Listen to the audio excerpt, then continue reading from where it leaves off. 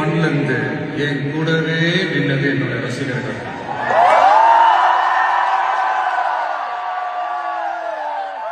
ஒரு நாள் 2 நாள் இல்லைங்க, கிட்டத்தட்ட ஒரு 30-33 வருஷத்துக்கு மேல என் கூடவே நின்றுக்கிறாங்க. அதனாலதான் நான் என்ன டிசைட் பண்ணேன்னா, அடுத்த 30-33 வருஷத்துக்கு